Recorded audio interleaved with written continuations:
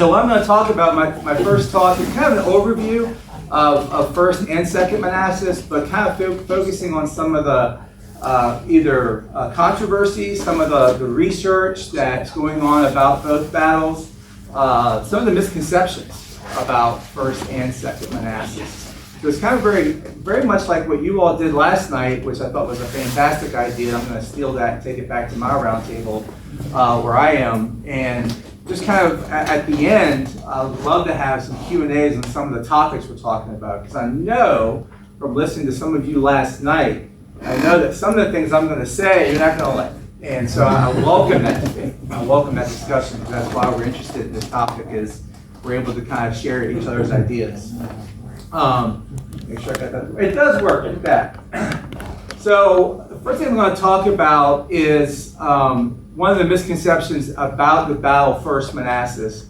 is Irvin McDowell's battle plan.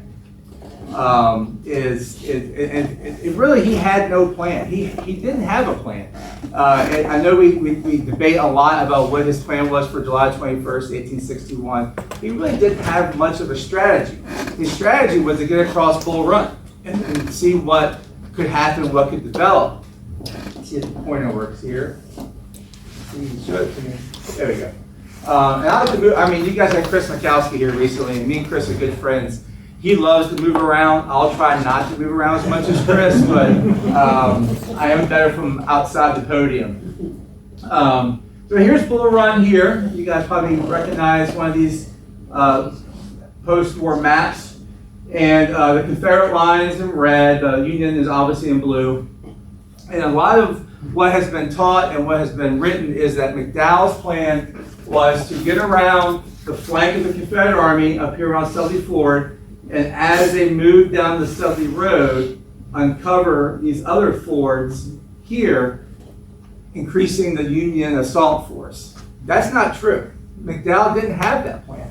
McDowell's plan was to cross up here, get to this intersection, and let the events play out, depending on how the Confederates reacted. A good friend of mine, Harry Smeltzer, has written a lot about this, because even McDowell, after the war, wrote significantly about his plan at First Bull Run, and how his only plan was really just to get across Bull Run. As you all know, McDowell was up against a time frame. Some of his men were 90-day enlistees, and some of them he was really worried about leaving the field. Now, only really one regiment did that, but that was actually after the battle, not before the battle. But he didn't know that. He had that concern. He wasn't exactly sure if the Union Army that he had brought there was going to stay intact. And so his plan was just to get around that Confederate line. Now, as you all probably know, when he arrives in Centerville, there's a small fight down here at Blackburn's Ford that lets him know that that area is fortified. And what McDowell's original intent was to go around the Confederate eastern or right flank down here in a place called Union Mills Ford. And I'll talk about that area tomorrow, because that area plays a significant role in the Battle of Second Manassas. But this area, if you ever go down there today, it's pretty well preserved. It's hilly, it's woody. It's not a good place to take a large force of military forces down there. It's not great for wagons, not great for cannon, etc. So he has to decide, he's got to do something. He can't go this way. He knows directly is well fortified. Fortified isn't the right word, but there's some entrenchments, but not many. But there's a lot of Confederate forces. Beauregard is putting most of his forces down here. This is also where Lauren McLean lives. McLean House, story of Appomattox. He's actually, his house sits right there. So his only alternative, really, is to go up around this way, which he does successfully. And Beauregard just doesn't have the men to extend his line up in that direction. Thus leading to the successful crossing of Bull Run. But the point of the first slide really is to talk about that once he got across Bull Run, he didn't have this plan to uncover all these fords. He just had a plan to get across the river. And his real hope was that the Confederates, once their line was broken, really his real hope was that they would just retreat. They would just pull back. I don't think either side at this point understood that the other side was actually going to fire back, right? We're not totally sure that both these armies are going to stay stay in the field, and they're actually going to fight. And obviously, as we know, they do that, and they do it very well. So let's talk about railroads. One thing I hear a lot about when I do tours of Manassas is the first case of military railroad being used, which is not true. It's obviously used in Crimea before then. But in American history, this is the first time railroads are used for moving military forces. And as some of you all know, Joe Johnston's army is out here in Winchester, the Army of the Shenandoah. And of course, Beauregard has his 20,000 in Manassas Junction. And the railroad is important. It is here, and it is in the Confederate strategy developed by Robert E. Lee, who's now an advisor, not the famous general as we know him yet. But that railroad is there to connect these forces in case they're needed. But that doesn't really play a major role in how the battle plays out from the Union perspective. McDowell expects to face both armies. When he attacks on July 21st, he has word that Johnston's army is already in Manassas. It doesn't play a role in what McDowell has to do. He still intends to attack, whether Johnston's there or not. A lot of times when we do tours of the battlefield, people think that McDowell has been surprised. McDowell didn't know Johnston was there. He knew very well he was there. And actually, Beauregard wanted McDowell to know he was there. They would run empty trains up and down the O&A, even though the Confederates are using this one. They would run empty trains up and down the O&A Railroad just for the Union officers and troops to hear the trains coming in, as a kind of a mental warfare aspect of all this. Beauregard wanted McDowell to know, and McDowell very well did know that Johnston's army was present there on the battlefield. And when you look at the forces that fight on July 21st, almost 80% of them are Joe Johnston's army. They're not Beauregard's army. Because Beauregard's army is pretty well, I'll go back a slide, pretty well kind of dug in down through here. So when Johnston arrives, his forces are the ones that are going to head west to take on McDowell's forces as they cross over Bull Run. One of the things that I like to talk about is, and we can debate this in the Q&A, hopefully some of you guys will bring this up, is what causes McDowell to lose this fight? And I got a few more talking points about that. One thing I want to point out, I'm not trying to pick on McDowell, but I will, is after he takes Matthews Hill in the morning of the 21st, there's about a 90-minute or 2-hour lull in the battle. And McDowell's riding around the battlefield yelling, "Victory, victory." And the Confederates are in full retreat, except for those pesky Virginians on Henry Hill. That is where the battle is won or lost, in my opinion, is when McDowell takes that break. But McDowell fully well knew that Johnston's army was present. Railroads are important, but I think if you come to the park and visit, there's too much put on how these railroads played an impact in this battle, because McDowell was going to attack whether Johnston was there or not. He did have full knowledge that Johnston was on the field that day. Picnickers. How many have heard about the story about people coming out to picnic? Right? Everyone always goes, "Where were the picnickers?" Yeah, Americans are dumb. Some of us did come out and watch a battle. That part is true, but they're not actually on the battlefield. This is something that TV, movies, Hollywood has kind of created, because it is an interesting story about how people would ride out from Washington, D.C. and see this spectacle. Where they're located, go back to my original map, most of the picnickers are in Centerville. We're talking about 2 miles off the battlefield. And that's 2 miles too close, right? But it's not, as you see mostly portrayed. There's a winery down here. It's called Winery at Bull Run. If you ever come visit us, go to the winery, because the owner has a museum in the winery. It's all Civil War. It's the most amazing collection you ever see. But he hypes up, come have wine and picnic on the battlefield, as it did in 1861. And his name is John. I'm like, "John, come on, you keep me perpetuating." He's like, "Rob, I have a business to run. You don't." So So when you guys come visit, please go see the winery. But the picnickers are pretty far apart, and apart from the battlefield. There's a couple good quotes I want to read to you. You guys probably have already heard some of these, but I'll read the one from the London Times, which I love reading the London newspapers during the American Civil War because they give you such a great, honest view of things. This is William Howard Russell. He wrote, "On the hill beside me," and he's out in Centerville, "there was a crowd of civilians on horseback and all sorts of vehicles with the view of the fair, if not gentler sex. The spectators were all excited, and a lady with an opera glass who was near me was quite beside herself. With unusually heavy discharge roused the current of her blood. 'This is splendid! Oh my! This is not first rate? I guess we will be in Richmond tomorrow.'" He's just talking about the gaiety of the affair, and he continues to write that these people had no idea what they were watching. And to be honest, all they could see from where they were, smoke. They saw smoke. But when this fight, reverses on the Union Army, they see a lot more than smoke. They get in the way. And I'll talk about that in a second. One man that does get very close, anyone recognize the guy on the right? He's one of our congressmen of the time, Eli, depending on how you want to say it. He's from New York, Alfred Ely from New York. He actually is very much involved in what happens on July 21st. This never happens with U.S. congressmen today. You would never find a congressman on the battle line today, probably good, but he wants to get down and see what's happening. He actually goes down to the Stone Bridge.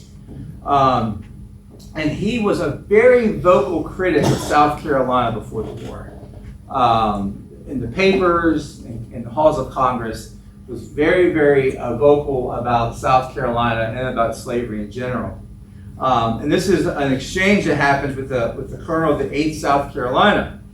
One of the men of the 8th South Carolina comes up to Ely. He's hiding behind a tree, and right there near the Stone Bridge. And the South Carolinian yells out to him, "What state are you from?" Sorry. He said, "New York." And Carolinian goes, "Are you connected with the government?" He goes, "I am a representative of the government." So they took him to see Colonel Cash of the 8th South Carolina. Now, Cash was just as cantankerous as Ely. These guys are very similar, just on opposite spectrums of this political and military fight. And Cash would yell out, "You are a damn white-livered soul. I'll blow your brains out here on the spot." Luckily for Ely, Cash's staff officer comes up and says, "This is not going to be good if we assassinate a United States congressman on the battlefield." And so what ends up happening is he will, and this is one of the funniest part of the story, is he was in Congress before the fight talking about how quickly they would get to Richmond.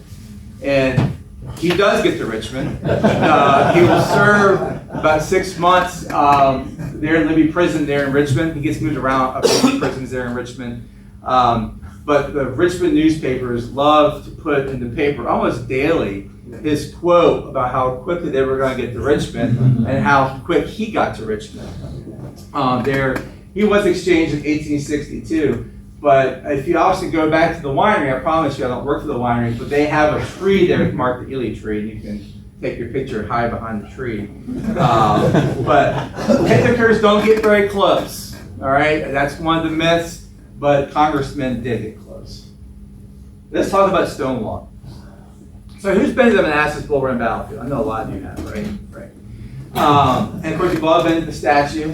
Great cover of the program today. Jackson is the thing that we talk about the most when we come to the battlefield because of the Superman statue. You guys probably know Jackson looked nothing like that statue. The history of that statue is interesting. So the Sons of Confederate Veterans owned Henry Hill. They owned it as a Confederate park. And as a National Park Service in the United States was getting developed, they were looking for Civil War battlefields. And the Confederate Veteran Group sold them the battlefield, the Henry Hill portion of the battlefield, on 3 conditions. Those 3 conditions still stand today. 1, it had to be called Manassas. So that's why if you come to us today, it's Manassas National Battlefield Park. That's why. 2, both stories need to be interpreted. 3, the state of Virginia would be allowed to put up their statue of Jackson wherever they wanted to. This wasn't put up before the National Park Service. The National Park Service had the land when the Commonwealth of Virginia, the state of Virginia, put it up. They got to choose where to put it. And they put it, for those who've been there, in the most prominent spot on the battlefield. But Jackson didn't get his name here. Jackson's going to get his name, I would say, about a quarter mile east of where this statue is. You go to the battlefield today, you're looking at the Jackson statue, you look at the Confederate artillery behind them, and there's a woodlot. Go behind that woodlot. That's where Jackson gets his name. Although, Virginia put his statue where everyone today thinks he got his name. And also, the person that gives him that name, his marker is just to the west of this. So, B. So, if you come there as just a visitor and you see the B marker, which has the Virginia, rally around the Virginians, which is not a true quote, by the way, then just to the left of that, you have Stonewall. You generally think this must have been where it happened. It didn't happen there. And about that quote, now I can say this to you all because you're not Virginians. If I said this in Virginia, I would get eggs thrown at me. But this is the best account right here of what took place that afternoon as far as his name goes. There's different theories on the name. One theory is B was very mad. Because remember, B was on Matthews Hill originally, and Jackson was on Henry Hill just sitting there. And so there is a lot of contemporary accounts of the South Carolinians, the Georgians, the Alabamians talking about the fight is here, we need your help. So some people thought maybe that he's standing like a stone wall is more of a negative comment, not a positive comment. But one of the only contemporary accounts by someone that was nearby ends up in a paper just not that long after it happened. And you see, so Jackson's calling. I wrote to General Jackson, and he said, "General, they are beating us back." Jackson says, "Sir, we'll give them the bayonet." Then B immediately rallied the remnant of his brigade, and his last words to them were, this is the quote, it's not as exciting as the one we teach today. "There's Jackson standing like a stone wall. Let us determine to die here, and we will conquer. Follow me." You go up to the monument, it says, "There stands Jackson like a stone wall. Rally around the Virginians." That's because Virginia, God bless us, put the darn statue up. And if you've ever been to Virginia, the quote is, how many Virginians does it take to change a light bulb? It takes 2, one to do it, and one to talk about how great the old one was. I have that in common with you guys. We like we're the Old Dominion. So that Jackson quote, 2 things. This is to me the most accurate version of what B probably said. Of course, B is mortally wounded. He's not around to explain it. But this account does show up soon after in the Charleston newspaper. And just to kind of show you really quickly, come over here. I'm better with my hands than the clicker. The statue is located right about here. Back in here, you see the remnants are kind of reforming. That's where Jackson gets his name. So, it's not on top of the hill, but it's still an important part of history. And I do think it's a positive name for him because he takes it, right? His brigade, his regiment adopts it. If it was something that was kind of complaining about him, probably wouldn't have done that. So this is something I hope we can talk about at the Q&A. This is probably the biggest debate we have on the battlefield at First Manassas. It's Ricketts Battery. Ricketts Battery, as most of you all know, was located up on Dogan Ridge. In the early afternoon of the battle, these are all rifle pieces, longer distance, of course. Easily could hit the Confederate artillery, which was setting up in front of Jackson's line on Henry Hill. This is that hour-and-a-half break between Matthews and Henry Hill. And Ricketts is got a great place here. He does not receive any Confederate artillery fire. The Confederates don't have any rifle pieces this day. Well out of range of smoothbores. And he can easily, take on the Confederate artillery there on Henry Hill. But this is where the controversy comes up. Around 2 o'clock, McDowell will order Ricketts to take his guns off Dogan Ridge, down the Southey Road, and place him here in the plateau. So I would like to hear everyone's opinions in this room after we're done here, is why? Why does he do that?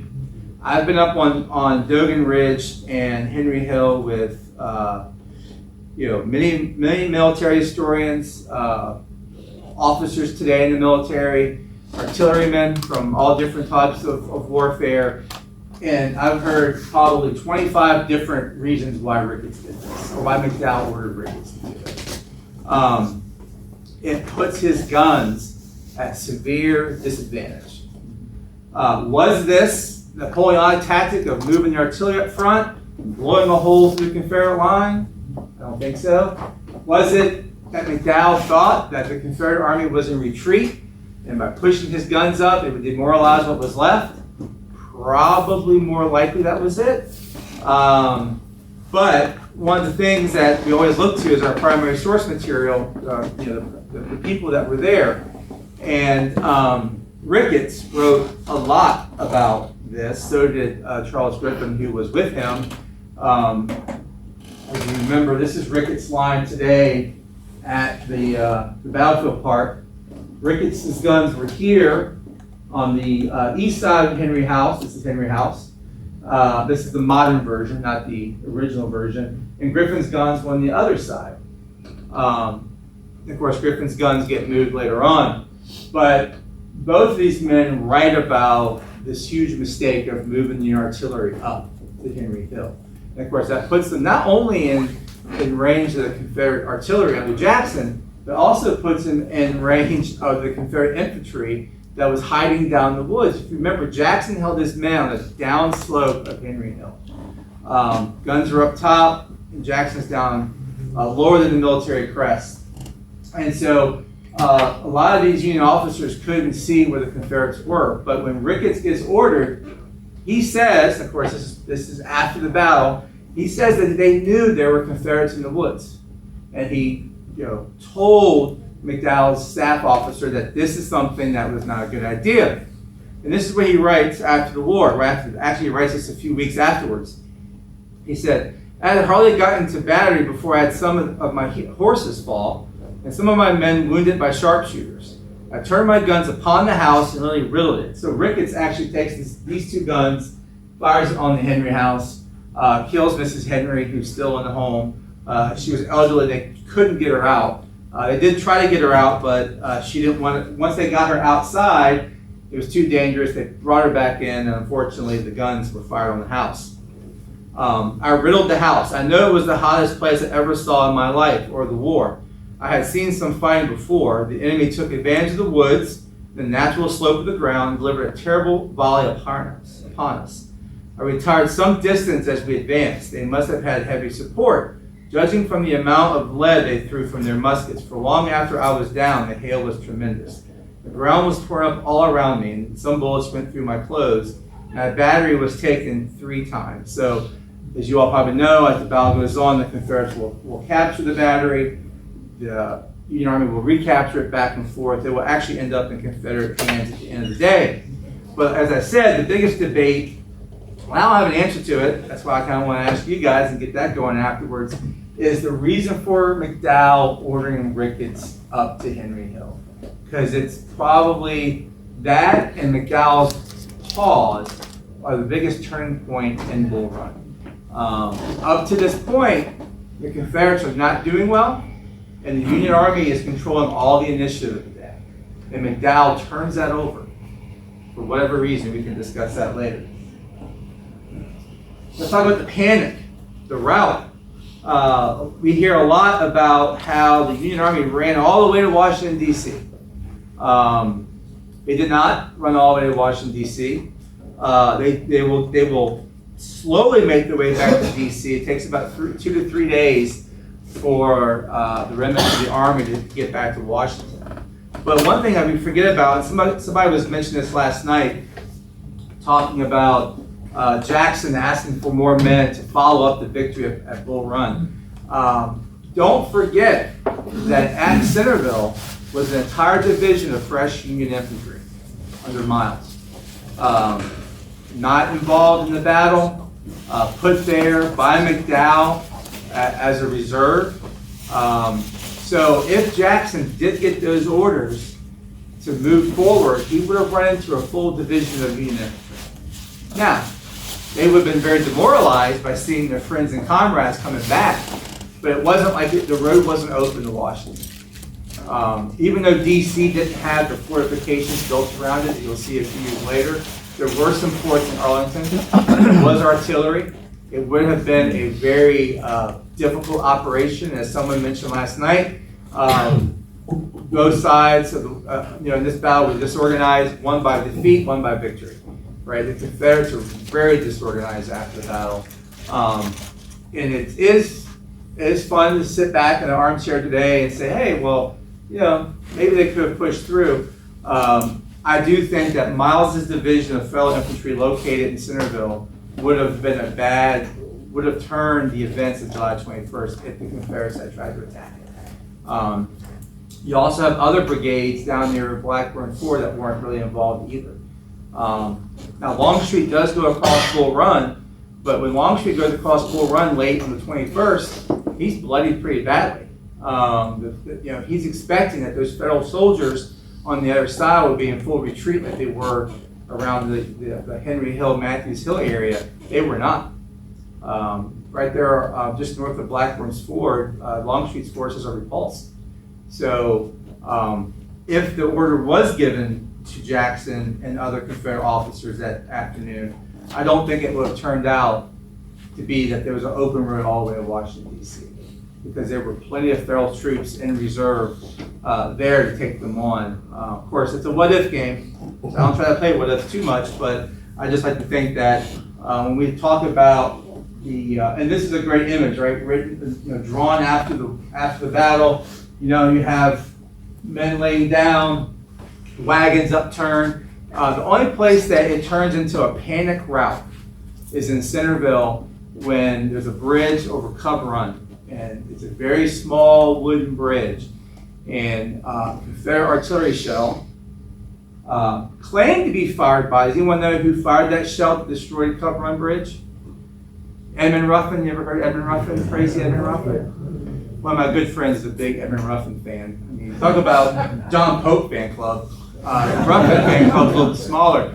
But Edmund Ruffin writes, the thing about Edmund Ruffin is he writes a diary.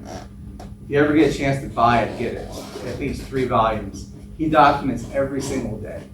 And there's not one person anywhere in the planet that hated the Yankees more than Edmund Ruffin. Because every diary entry talks about it.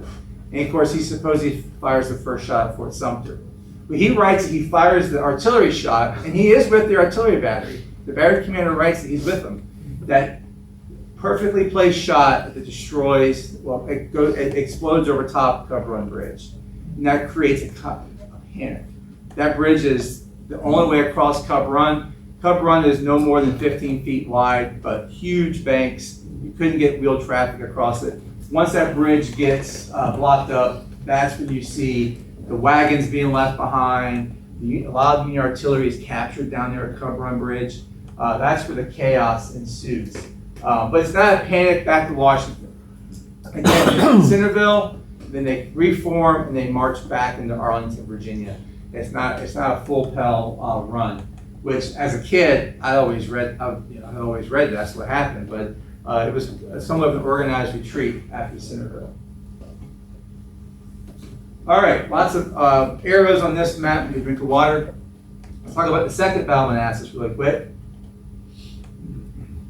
Now, to me, the most interesting part of the second Manassas campaign isn't the battle, it's all the maneuvering that happens from the 7 Days campaign up into Second Manassas.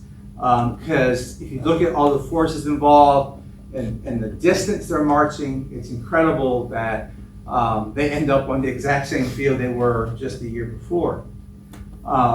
So I know we're going to dive into this a little bit later, and then Joe's going to talk about it some too. But really, keep in mind Lee's plan. Second, this is a very busy map. This is the Rappahannock River here.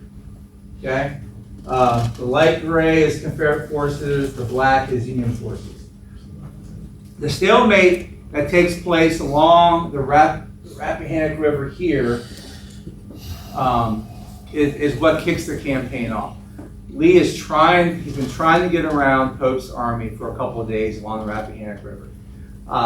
And so his plan is to split his force into two, send Jackson up and around into like the mountains here. This is the Blue Ridge Mountains are right here. Come up and around and down the Manassas Gap Railroad and determine where to cut the supply line. One of the things that is talked a lot about is how Lee and Jackson, when Jackson gets to the Manassas battlefield behind the railroad cut, he doesn't know where Lee is. He's waiting for Lee. Lee and Jackson are in constant communication the entire time from the 24th of August all the way until Longstreet arrives on the battlefield on the 29th. They've established a rider system. The 4th Virginia Cavalry, which was raised in Prince William County where I work, and in Fauquier County just next to us, these men knew these roads, they knew the ground, the hills, everything. And this regiment was dedicated to ride between Longstreet's wing and Jackson's wing.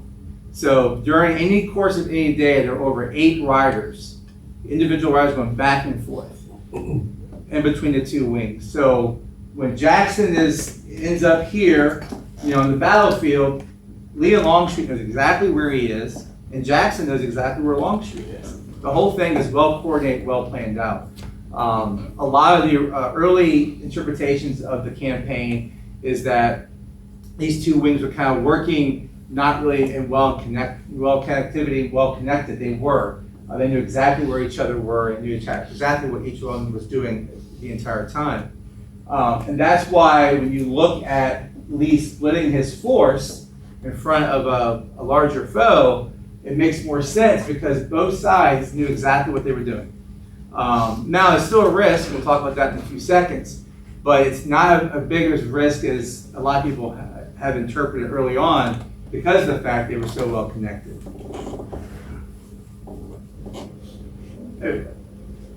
Color map, much better. I like the color maps better.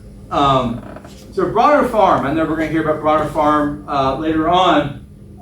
Bronner Farm is one of those fights that Jackson takes kind of a lot of criticism for. And it kind of plays into what I mentioned in the earlier slide.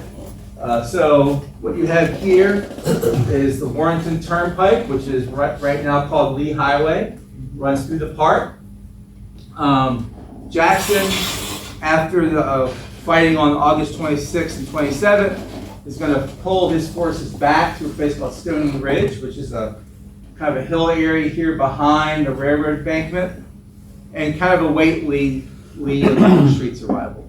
Again, he knew where Lee and Longstreet were located. He knew exactly where they were, and he put his right flank on the Lee Highway because this is the road that Longstreet's going to come in on.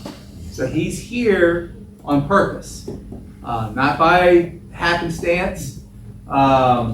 He had men in his army that knew of the landscape. They actually had just fought here a year previously. They also knew of the railroad embankment that could be possibly used in defense. And so where he's located is purposeful. Now, why does he attack? So as you all know, Jackson is going to attack late on the afternoon, early evening of the 28th of August. He's going to see first Sigel's men are going to be taking not the turnpike but a different way, and he's going to see those forces gathering on Henry Hill. And then, of course, he's going to see King's men coming through here late in the evening of the afternoon of the 28th. He's outnumbered. Okay. Now he does have his entire wing with him, around 25,000 men, but he knows Pope's army is nearby. But Jackson is a fighter, and he's having a hard time watching all these Union forces march in front of him. And because of the writers, folks, he knows Longstreet's not far behind. See, Longstreet gets there on the 29th, the very next day. So Jackson doesn't see this as a big risk. And he also knows, because of how these forces are moving through Groveton, moving through the Bronner Farm area, he also knows they have no idea he's up there, right? Some of the accounts you read talk about they see a lone Confederate horseman up on the hill. And a lot of us like to think that's Jackson, right? Jackson was out front of his forces kind of looking, watching these men ride by, watching the artillery ride by, and you know that it had to burn them up. And the criticism for Jackson is launching the assault. To me, the criticism of Jackson is how this fight carries out. We talked about, some of us talked about the Iron Brigade last night, how well they fought. You know, Jackson has numerical superiority right now in this fight. And the Union Army and Union forces involved in this fight is fighting to a standstill. If you go out to Bronner Farm, and a lot of you all raise your hand, those battle lines are about 20 to 50 yards apart. It's a stand-up fight there right around the farmhouse. And so it's a very bloody action. And the fact that Jackson does not properly get his men lined up in the battle is where the criticism should lie, not necessarily that he launched the assault. Because I think his assault was very purposeful in the point that he thought that Longstreet was nearby, which he was, and these federal forces had no idea where he was. And thirdly, Jackson believes Pope is pulling his entire army behind Bull Run. And he knows if that happens, the opportunity to take on Pope's army is slipping away. And there's also a timeline there too. Why is this such a big deal to attack Pope now? Who's coming to join Pope? McClellan. I told you I'd pick on McClellan eventually. So Lee and Jackson want to take on Pope, right? Destroy it. Keep in mind, every Civil War battle that Lee's in command, it's not to win the battle, it's not to win land, it's to what? Destroy the United States Army. And that's the point here, is Jackson doesn't want Pope to get away. And he believes Pope is moving his forces north of Bull Run, which will put him closer to the fortifications at Centerville and make it harder for Lee and Jackson to destroy Pope before the other parts of the Army of Potomac arrive. Now, Pope already has the AOP with him, but not the bulk of the AOP yet. So that's why Jackson is going to assault on August 28th. And when you come up to the park, a lot of the park staff today, you take one of their tours, are very critical of Jackson of launching this assault. I think it's a purposeful attack. I think it was the right thing for him to do. Where he messes up is how he carries out that assault. All right, you guys are having a speaker about Porter, I think, coming up, maybe. So I won't dive too much into Fitz-John Porter. But Porter, I want to talk mostly about where Porter was on the battlefield and how that played a role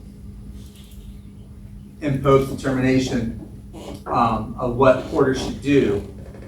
And so, for those who've not been to Porter's location, it's all developed. It's the middle of a business park, data centers. Where I live and work right now, we're covered with data centers. You gotta have data centers, right, to run these things. They're all over the place, but huge, big box-looking buildings. And so where Porter was located today is a big data center area. So you have, move around a little bit here. This is the railroad up here, Jackson's men here. This is the Warrenton Turnpike. Longstreet forces are here. Jackson, Longstreet. What's important to keep in mind is Porter is one of the last forces to arrive for Pope up to the Manassas area. This is Manassas Junction where the two railroads meet. And so Porter's going to move out. Most of the Union Army, when they get to the battlefield, are moving up Southie Road or coming in from Centerville. Porter's going to come up basically what's called the Wellington Road today. It's named Wellington Road. Right along the Manassas Gap Railroad. And his goal is to extend that Union line to the left. Now the problem with Porter is, well, there's a couple problems. One, he's a McClellan man, okay? Two, Pope and McClellan, as you all know, are not friendly, not very good speaking terms. Also, Porter runs into something that is unexpected. He runs into Confederate cavalry, and then he runs into Longstreet. Longstreet has arrived on the 29th of August. Keep in mind, when Longstreet arrives on the 29th, Lee wants them to do what? Attack. And Longstreet tells Lee, no, not yet. Which is interesting. Someone told Lee no. And so Longstreet's men are here. Why doesn't Longstreet want to attack? What do y'all think? Because of Porter. Longstreet is like, I got this large federal force on my right. I cannot go in on this assault until I know what's happening down here. Pope orders Porter to assault up the road here and attack the flank of Jackson. Of course, as you all know, Porter can't assault because Longstreet's in the way. And so what's interesting is you have this back and forth, the messages that go back and forth between Porter and Pope are pretty interesting. Also, where Porter makes a mistake is he becomes very loose-lipped with Ambrose Burnside after this. And Burnside runs to Halleck and others and says, Porter said, Pope was, incompetent, and he didn't want Pope to succeed. And of course, McClellan learns of that, and then et cetera, et cetera.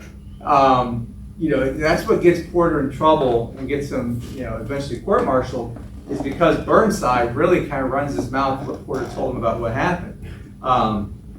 So the lesson here is don't trust Burnside.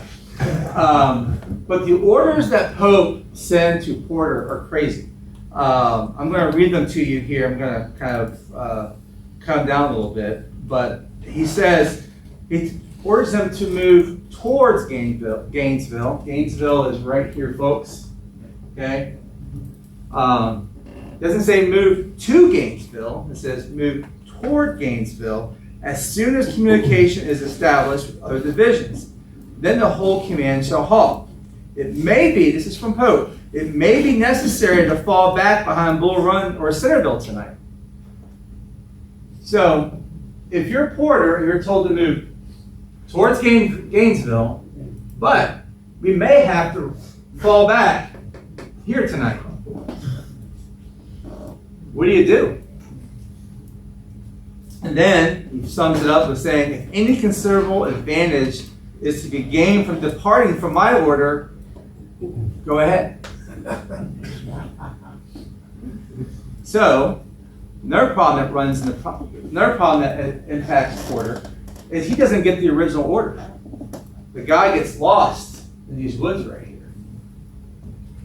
So Pope, not hearing any attacking on the flank, doesn't hear Porter moving, orders McDowell to find Porter. McDowell gets lost. I would love to know where these woods were because it sounds like everyone got lost in these woods. But McDowell gets lost in the woods. Okay? And so by the time Porter gets these orders, he's reading it. He's like, it's getting late. I can't, if I move forward, this large Confederate force is going to create a battle that I'm going to have to be involved in. But then he also says, well, I may have to end up behind Bull Run. And then he says, well, it says here if I can't get an advantage, I don't have to carry out these orders. So he doesn't. And that infuriates Pope. Because keep in mind, Pope's strategy is to, all the assaults that he makes on the 29th are to keep the Confederate Army in position so Porter can come up and assault on the flank. Of course, that ignores Longstreet being on the field, which I've yet to hear a good explanation of why Pope was so focused in on Jackson and forgetting about Longstreet. He was getting word, constant information. I know there's not a lot of federal cavalry with Pope, but he was getting enough information to determine that there was large Confederate forces in that area. Now, what I find interesting, the bookend part of the Porter story is he's court-martialed, he's out of the Army in January 1863. In 1878, He's exonerated. Off of whose testimony? Longstreet. Longstreet will testify about Porter's position, and actually, more importantly, will testify about his own position on the morning of the 29th. And because of that, it's known that the orders that Porter gets and what he was called to do, he couldn't have done. And that will exonerate Porter. Of course, it takes about 15 years for that to happen. But I think it's always interesting to talk about reconciliation. Longstreet was the one that was able to assist Porter after the war. But you could spend a week talking about the Porter Pope situation. But the point I want to bring out is where these forces were when this takes place. And to keep that in your mind as you study the Second Manassas, you hear about Porter and Pope, where these forces were on the map, and how that controversy has a huge impact on the battle. Rock fight. Man, when I was a kid, this was the coolest story, I think, reading about the Second Manassas, is the Louisianans under Stafford this is where it took place, right here. This is the Don Troiani print. Now, one thing I want you to note, I love Don Troiani and his prints. You can see the rocks the Confederates are throwing. Look at the rocks they were actually throwing. They're throwing boulders for the most part. And if you go there today, I didn't tell you to do this, and we're filming this, but pick up a rock and throw it. Always do that with the tour groups I take through there. I'm like, take a rock, do what they did. Now, the one thing I want to talk about the rock fight lasts 60 seconds, maybe, tops. It's written a lot about after the war. It's part of that glorification of the Confederate soldier. There is an order given by Stafford saying, boys, give them rocks because they run out of ammunition. What's also interesting is the Union troops, as the rocks are coming down, they're picking them up and they're throwing them back over. The Union forces in this area are penned up against, this is the old railroad embankment here. And it's a low area, and when they were building the railroad, it never got finished, but when they were building it, they had to bring in these large boulders to build up the embankment. And those are the rocks that are being tossed. But I think what's important, even though the story isn't as accurate as you like to think about it when it's being portrayed in some of the pop culture of the Civil War, it shows the intensity of the fight. It shows how intense these two sides were fighting there along the railroad cut in the embankment on August 30th. But also keep in mind, when talking about the railroad embankment cut, most of the Confederate forces are behind the embankment, not just right here, but they're on the hill, that Stony Ridge hill behind the railroad embankment. They're not on the embankment in many places. Now here at the deep cut, on the 30th, the infantry will come off that stony hill and move to the embankment to confront Porter.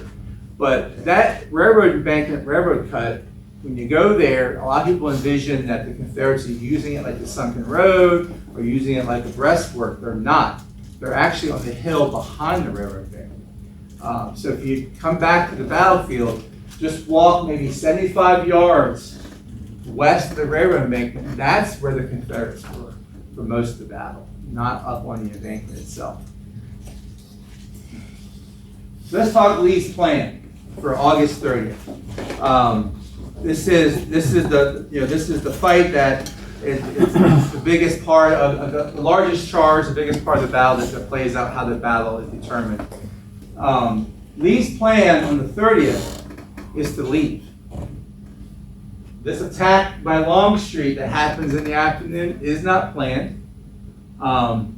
Lee, in the morning of August 30th, has said basically, if Pope doesn't do anything today, we're going to leave the field of battle and we're going to do another turning movement. Everything that Lee has done as Commander of the Army of Northern Virginia up to this point has been nothing but turning movements. Go through them in your mind. Beaver Dam Creek, Mechanicsville, turning movement. Gaines Mill, turning movement. Though they end up in headlong assaults, the overall strategy is a turning movement, right? Everything's a turning movement. Coming off the Rappahannock River, turning movement. So Lee, on the morning of the 30th, wakes up, tells Longstreet and Jackson, if Pope does not attack us today, we're going to leave the field. We're going to move by way of Chantilly, which he does eventually, as you all know, and then see if we can get back in Pope's rear between him and Washington. So when Lee wakes up on the 30th, he has no plans to move any of his forces forward in an attack. As I mentioned previously, when Longstreet arrives on the 29th, Lee orders him to assault. Longstreet says, not yet. I'm sure Jackson would have wished he had done something on that day, because his forces are getting, there are times where Jackson's line will break. Now, he's able to hold them, but I'm sure he would have loved to have Longstreet's help. Porter doesn't go in on this large assault until around 3 o'clock.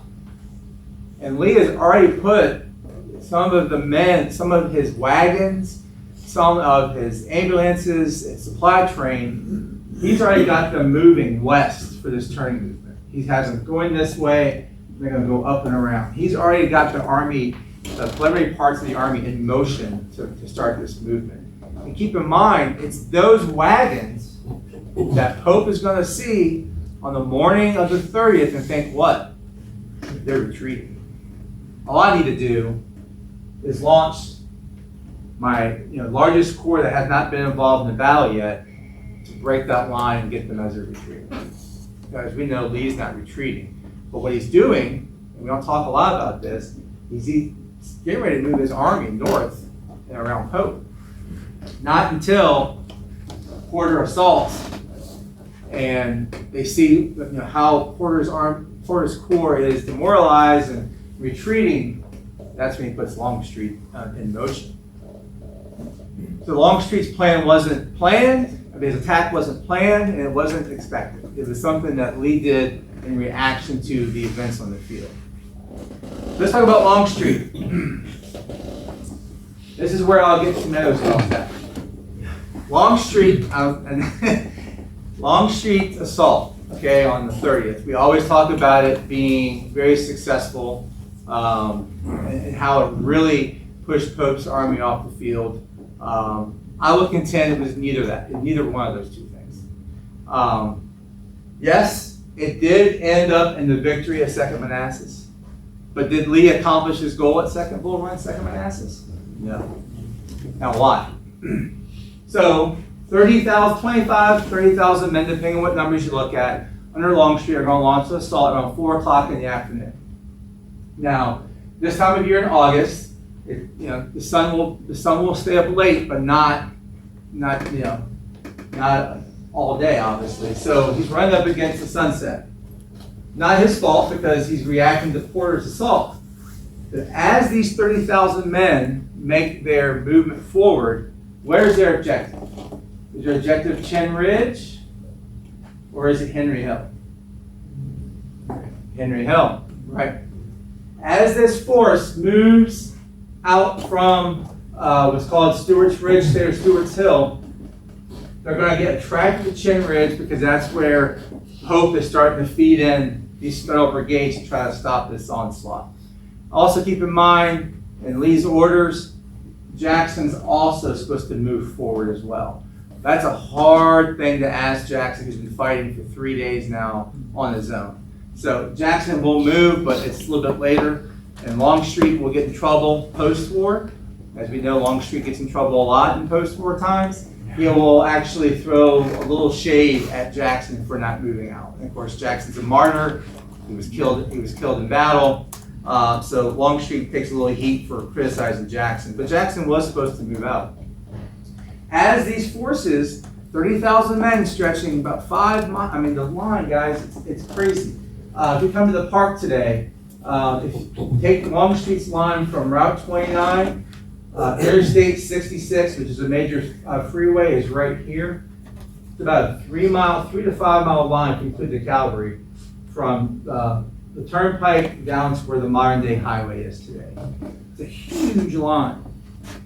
Once that assault takes place, once those men step off, I should say, there is almost no coordination about where these brigades and divisions are going. they're going to start turning to Chin Ridge when the focus should be here and here and here.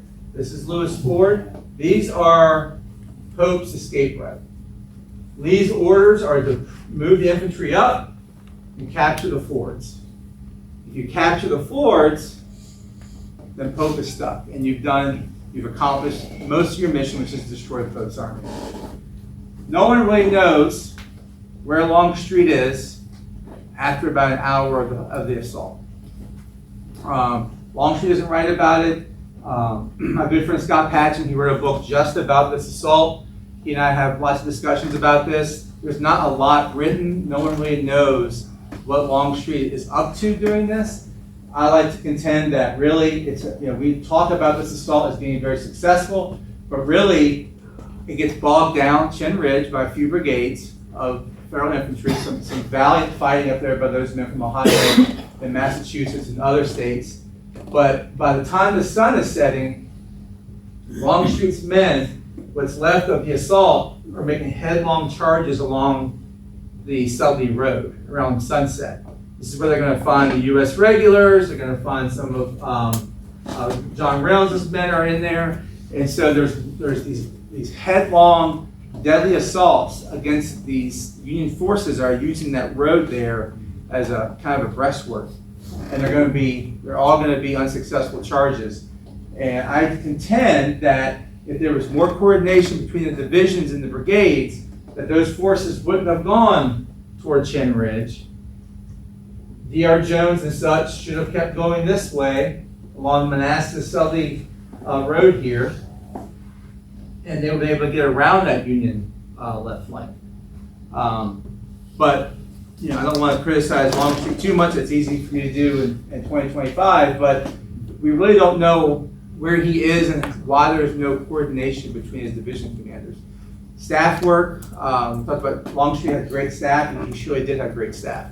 But for some reason, his forces are going to concentrate on Chin Ridge and not concentrate on Henry Hill until the sun is set. So I believe it's somewhat of a missed opportunity. Keep in mind, too, Jackson loses 4,000 men from the 27th, 28th, 29th, and 30th. Longstreet loses almost 4,500 men in a couple hours. So maybe some better coordination might have reached the goal. Let's talk about first monuments. Some of our first Civil War monuments are placed here on the Bull Run battlefield. The one to the right, I'm sure all of you all have seen. It was put up just after the war by Union veterans. It's a great photograph of the ceremony outside the Henry House. There are two placed in the battlefield. There's this one, which is just behind the Henry House on First Manassas battlefield. And then there's the Groveton Monument, which is placed near the deep cut on the Second Manassas battlefield. Now, the shells you see are all modern replicas. This thing was ringed with original Civil War shells. Within, they said, 6 months, they were all gone. So the ones you see there today are replacements. The one I find the most interesting is the first Civil War monument ever put up.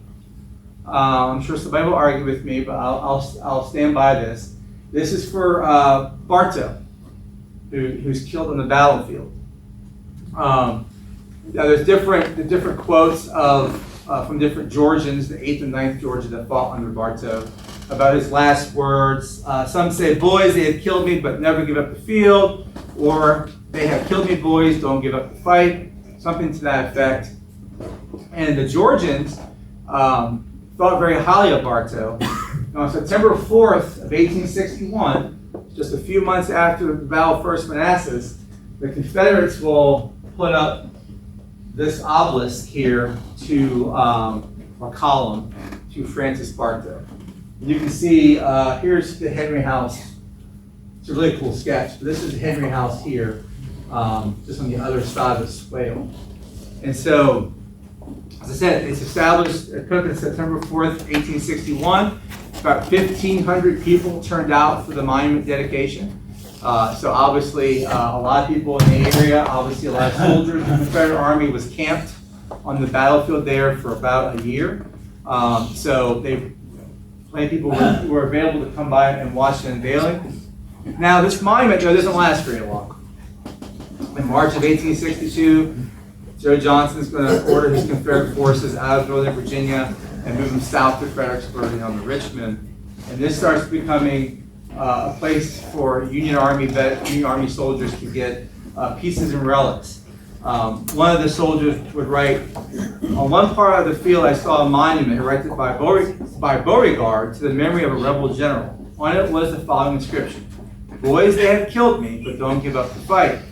At the time I saw it, it was standing and whole, but after a short time, I saw that it had been torn down, and the boys were busy at work smashing the pieces for mementos to take back home.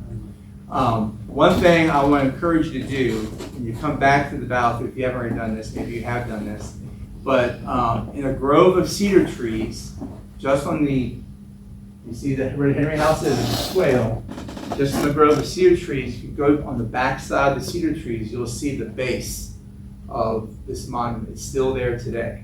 And I think it's a neat memento thinking about that was placed in September of 1861.